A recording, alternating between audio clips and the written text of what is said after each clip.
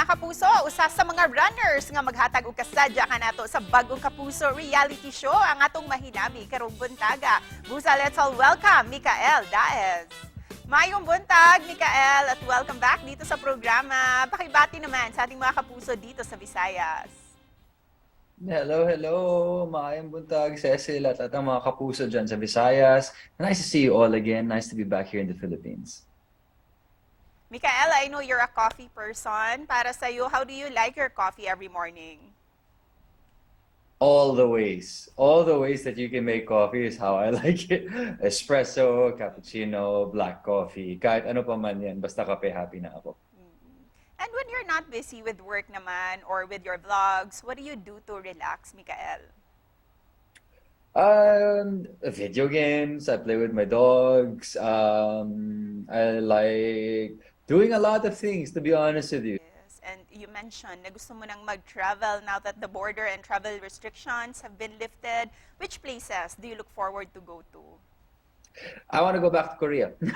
Agad? Kahit 6 weeks na kami nandun, na-in love talaga ako dun sa South Korea, sa totoo lang. There's still so much more to explore. Siyempre, we were busy working, so ang dami ko pang pwedeng ma-explore dun ng mga probinsya. At kasi the last time you were in Korea, work and travel yon, di ba? Recently sa South Korea for Running Man Philippines. Para sa'yo, what was the highlight of that Korean trip?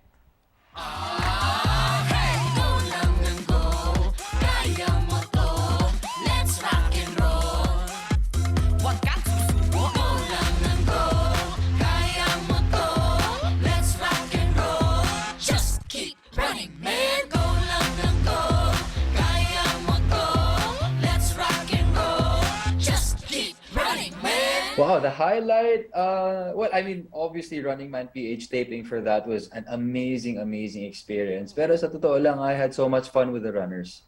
So, naging pamilya kami doon, and I got close to every single one of them.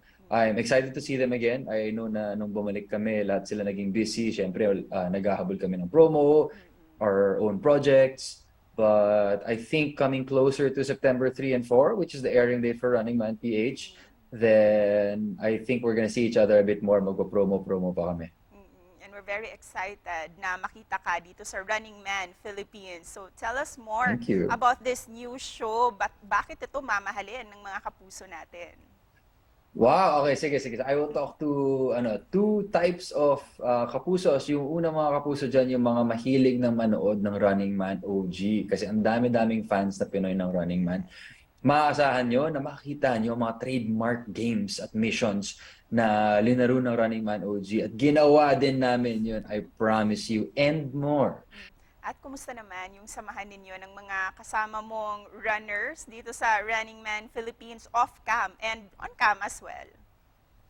Oh, what an experience. What a roller coaster. So, good times, bad times, easy times, difficult times, lahat na experience namin.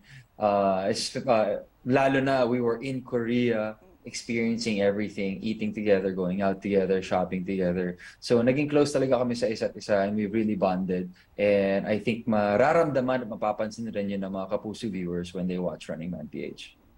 We look forward na makita kayong lahat, mga runners sa Running Man Philippines. And with that, Mikael, please invite all our viewers this morning na abangan kayo dito sa Running Man Philippines.